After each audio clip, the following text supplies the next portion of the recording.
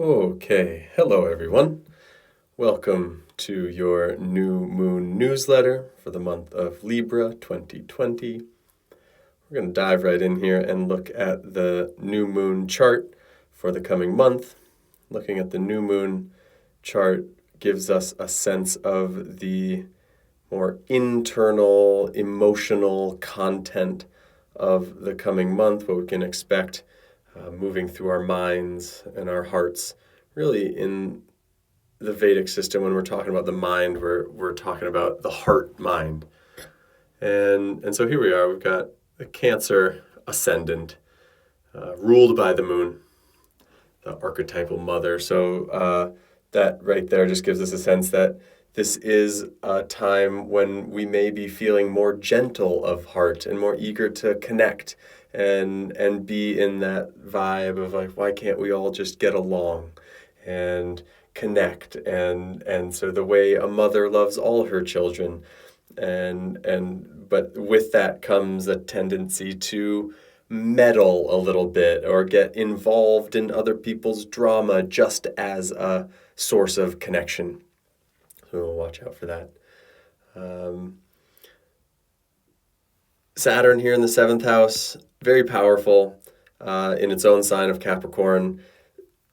This shows some potential stress, pressure on romantic relationships, and just that like sense of confinement and restriction and discomfort of like, oh, this is just this pressure on romance, and especially Venus still debilitated down here, although there's a nice exchange happening with Mercury. So it's called a Parivartana Yoga, where Venus is in Virgo, which is ruled by Mercury. Mercury is in Libra, which is ruled by Venus. And so Mercury is in Venus's sign, Venus is in Mercury's sign. So it's a nice exchange happening. And so that's a little bit of support for Venus. And Saturn Capricorn, seventh house is just pressure on relationships, just stress, making you think about the long term and whether where you are right now is where you want to be. And a lot of times thinking about whether I want to be with this person forever can put a lot of pressure on what might otherwise be a really nice connection, because not a lot of people can stand up to that level of scrutiny. And that sometimes that's a really important contemplation in relationship, is to think about that bigger picture and the long-term view. And in my experience, a lot of times that is poisonous, and putting the pressure of forever on a person you care about and are with right now can really sour a nice connection, and that pressure of like, well, it's got to be everything or nothing, and that's just no fun. And especially Venus's tendency in Virgo is to nitpick and criticize and pull apart all the so you have a lovely sweater and Virgo wants to pick apart each thread to examine it, and by the time you're done you have no more sweater. And so I just want to watch out for some of those tendencies this month. With that stress in one-on-one relationships, Rahu in Taurus up here, this is the 11th house of like social groups, the public sphere, like shows a really strong desire to be connected to your people and the people, and to get out there and socialize and be connected. And of course, that is so understandable in this time of quarantine. And it's so understandable, and we just want to be really, really smart. I know that the cases are rising, the hospitals are getting filled up again, and that's happening all over the world. There's new quarantine measures coming down, and we can see that. Here's Jupiter at 29 degrees Sagittarius, so really like right here. And next week, a week from today, Jupiter will ingress into Capricorn, and it was at about this time in the spring, about a week before Jupiter moved into Capricorn, that the first major lockdown hit. And so this week we're seeing it happen already in Europe, and it's happening in sort of sporadically in the United States.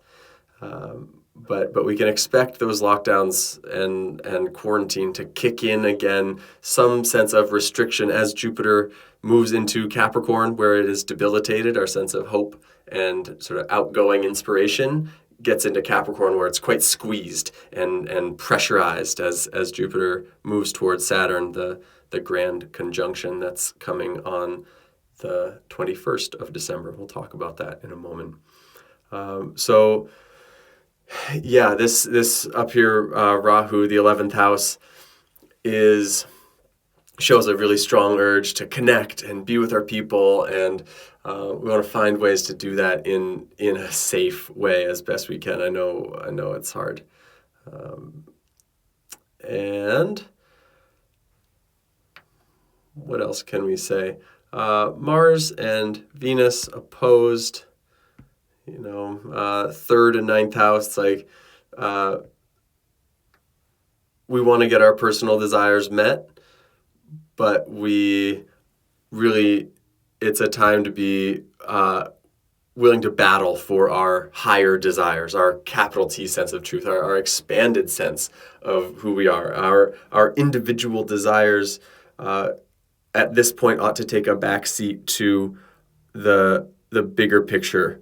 This is the ninth house is about that capital T truth.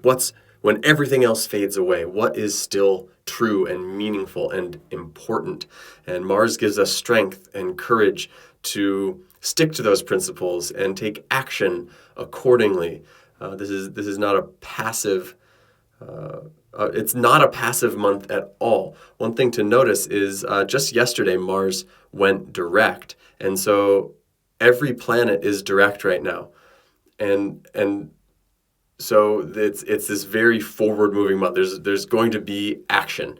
There's a lot happening, and there's no holding back any of the progress that wants to happen. And again, progress may not be preferable, but it is forward motion. There's activity. There's no stopping it now. Jupiter's full speed ahead towards Saturn and Capricorn. Mars is direct now, going to head back into Aries in December. We've got eclipses coming, so we'll talk about that in just a moment. I want to talk about this area down here.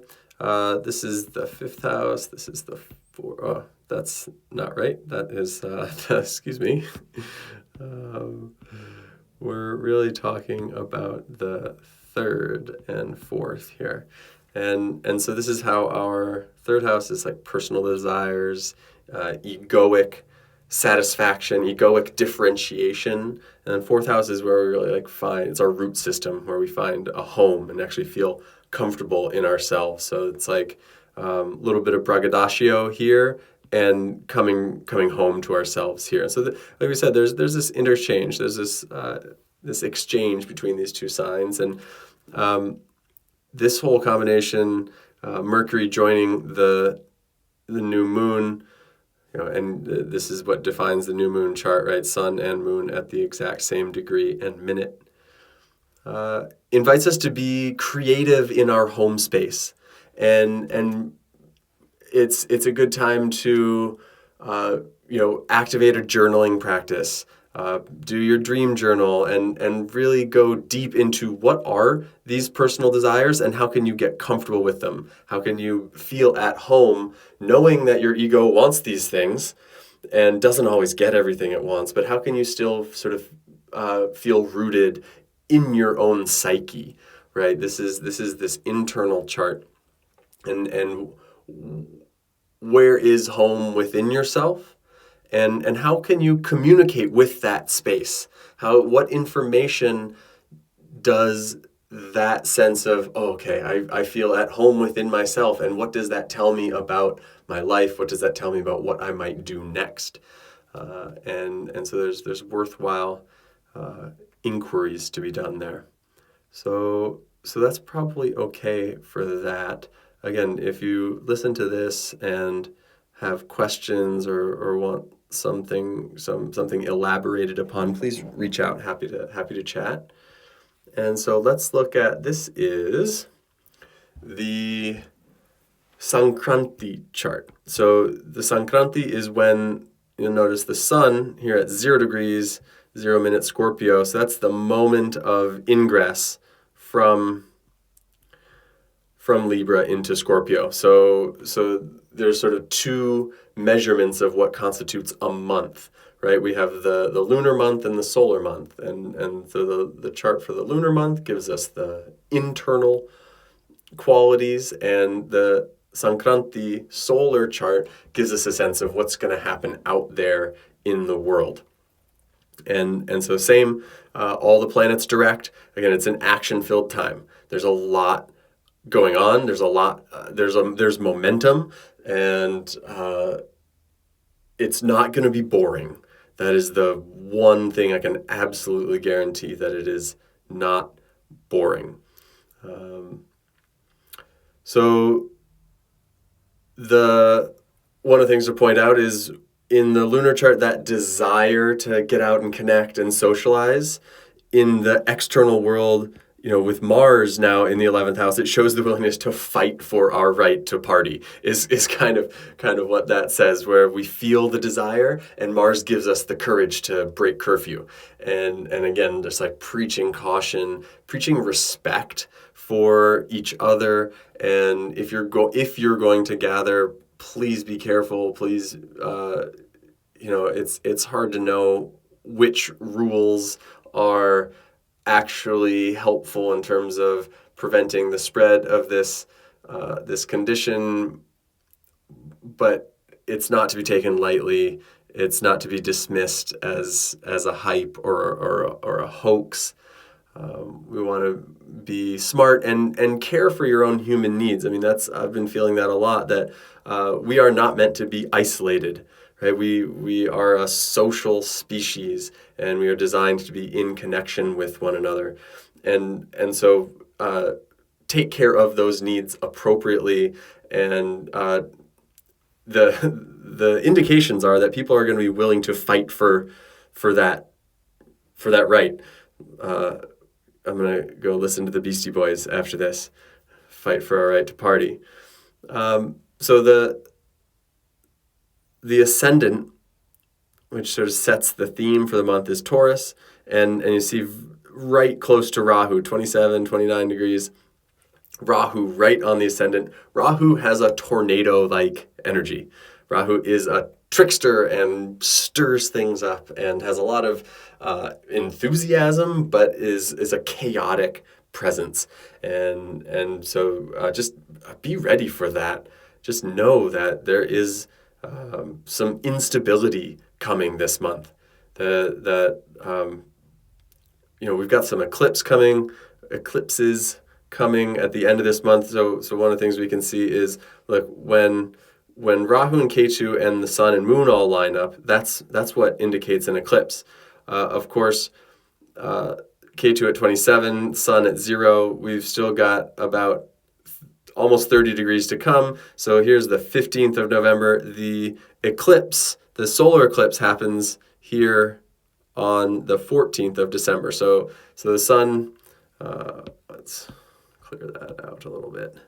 The sun is right now right here, and it needs to get over here before it properly lines up for a solar eclipse.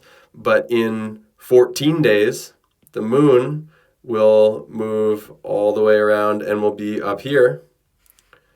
And in that opposition, there will be a lunar eclipse. When the moon is up here and the sun is down here, and we got Rahu and Ketu in those same signs, that is what shows us a lunar eclipse. So this is the first eclipse that will happen since Rahu and Ketu changed signs back in September.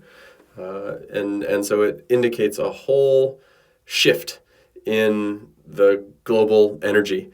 And so we'll see what comes of it, but it's definitely a powerful event, and generally recommend doing our best not to travel if we don't have to within 3 days before that lunar eclipse. So again, that's happening 29th, 30th of November, and you can see it is a penumbral lunar eclipse. It happens early in the morning, the night of the 29th, early morning on the 30th.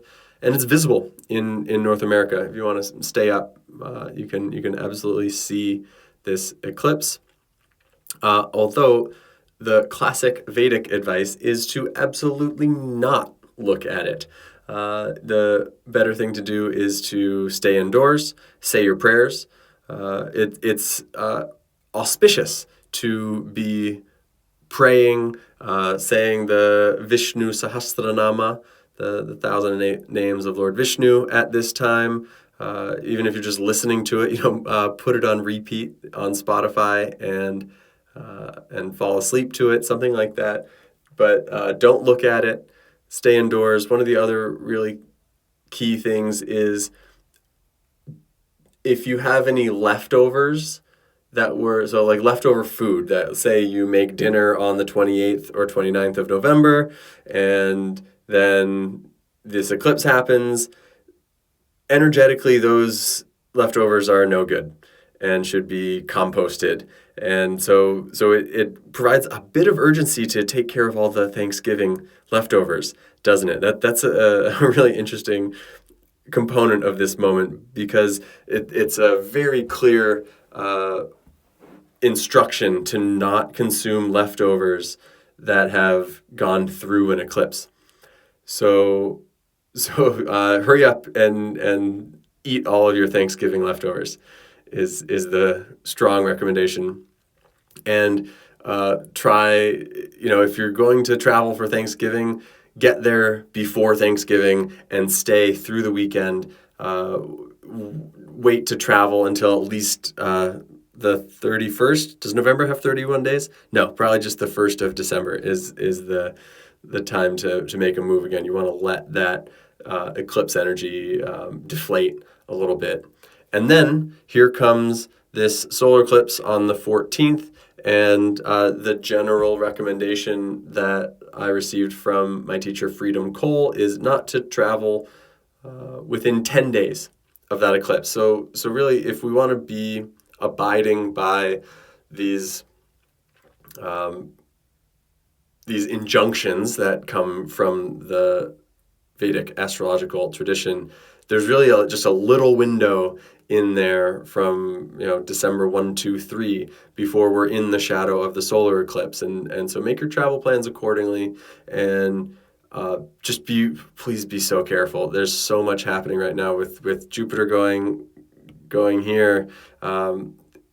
Honestly, like, it's not a very auspicious time to be traveling very much, going on a big vacation. It's not actually an appropriate thing to do right now on so many levels, astrologically, socially. It's a pretty problematic thing to do, if I'm totally honest. So I've been telling my clients and anybody who will listen for a while now to basically hibernate for December and just get ready to hunker down and be calm and still, be at home, be quiet, and chance to work on some creative projects. And there's still this Parivartana Yoga happening, except now this is the 5th and the 6th house. So this is creative projects, and then serving those creative projects. So the opportunity for creativity and like do some of the hard work and the logistics and sort out some of the details. Oh, you want to create something? Cool. Like, what do you need to do to put all those pieces together? You want to do, like, for example, I'm getting ready to launch a bunch of online courses and a membership program and all that. And so I've got a bunch of behind the scenes work to do, getting this tech stack ready and scheduling emails and all that sort of logistical stuff. I'm happy to see that sort of work is supported by this arrangement here for the next month. Yeah, so let's look at these transits over on the left-hand side. And so 16th of November, Venus will move out of debilitation into its own sign of Libra. Venus is much happier here, much more social, definitely more talkative, flirtatious, eager to connect. And so Venus will be there for for almost a month, 3.5 weeks until Venus goes into Scorpio, in which time our sex drive is likely to be a little bit more active. Jupiter entering Capricorn again is a major event that we've been talking about for months now, really since the spring. And just the quick summary is that Jupiter entered Capricorn earlier this year from the end of March through the end of June, corresponds with the height of the previous lockdown, and then retrograded out, and so things have relaxed a little bit, but now is heading back in that direction and will be back in Capricorn starting November 19th, and about a month later, December 21st, that winter solstice, this grand conjunction in Capricorn, which marks the beginning, the real official start, or the end of a long 200-year series of fire element conjunctions and the start of a long period of earth element conjunctions. And so this represents an epochal shift on the planet. And we see, in the previous 200 years, we've had the Industrial Revolution, we've had, global warming, we've had all sorts of incredibly quick, fast technology, internal combustion engines, modern medicine with its capacity to break things apart. Modern technology is this reductionistic thing where we can break everything into its parts, which is a primary function of the fire element, right? Our digestive fire transforms, one sandwich into carbohydrates and proteins and breaks everything down, puts it in fats and puts everything in its place. Here's a waste product, here's some nutrition. That's what the fire element does. So that's what the world has been about for the last 200 years. Shifting into the earth element phase, we see a renewed focus on agriculture. We may see a renewed importance for things like gold and silver and precious metals. There's likely to be a slowing down, right? Fire has the quality of being quick and sharp. The earth is slow and steady and solid. And so we see that happening already, where there's not as much travel happening. We're all a little bit closer to home. The earth element is all about specificity, one unique place.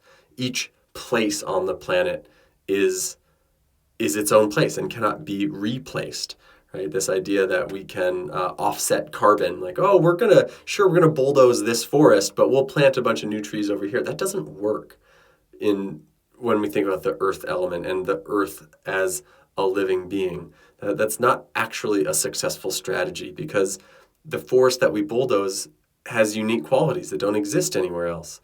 And it is that specific forest that is precious to the animals that live there, to the moss and the microorganisms in the soil, and the people who have spent their childhood walking through that forest, and so on and so forth. So renewed focus on earth element energies just for the next 100 years or so. So that'll be nice.